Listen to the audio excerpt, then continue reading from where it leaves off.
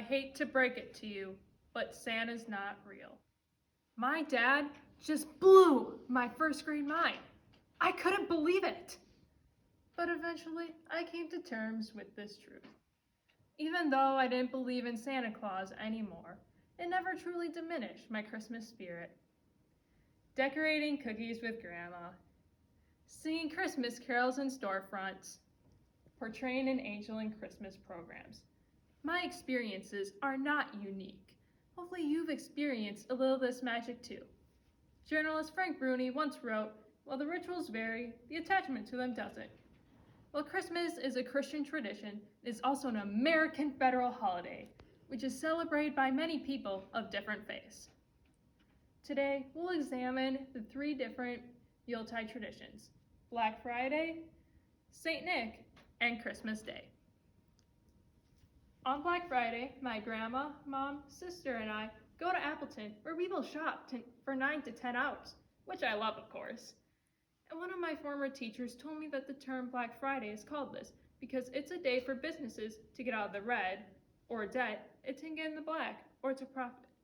However, while researching, I found out the real reason. According to NBC News, this term originated in Philadelphia, where traffic jams and overcrowded sidewalks cause massive disruptions. While long lines and traffic keep some people out of the stores on this day, the huge crowds are a sure sign of this day's appeal. Besides, who wouldn't want new Lululemon leggings at a rock-bottom discount? It's not a trip to Appleton, but my trip downstairs on December 6th is just as exciting. It's the morning after St. Nick's annual visit to bring me Hershey's chocolate and Hallmark ornaments. But who is St. Nick? I found out he was a generous monk from Myra, which is in modern-day Turkey. As the patron of children, St. Nick brings stockings. In his book, St. Nicholas, George McKnight states that these stockings are hung because that is where he threw the bags of gold. His intent? To provide money for a poor man's daughter's dowries. While this tradition is often overlooked, it's the most heartfelt of them all. Rather than getting gifts, we open our presents on Christmas Day. My uncle and cousin will then come later in the day to exchange presents.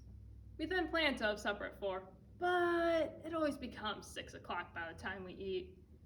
Most of our traditions today are from the Victorian era. This is because the Puritans took control of Europe, and henceforth the colonies, and outlawed Christmas. They did this because they believed some traditions were sacrilegious. One tradition that is still known from previous years is wassailing, which is when people would go to lords' houses singing carols and wouldn't leave until they got an appropriate gift. The Christmas spirit can also bring out our best.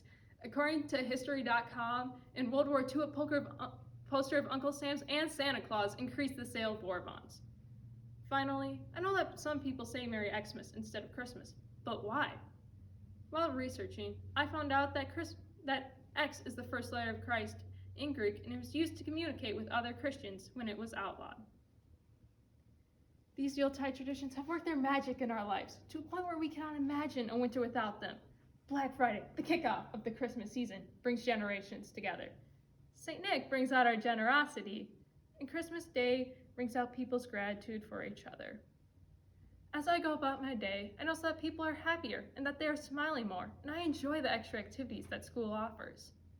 While my dad says Santa isn't real, one aspect that is real is the joy that it brings people.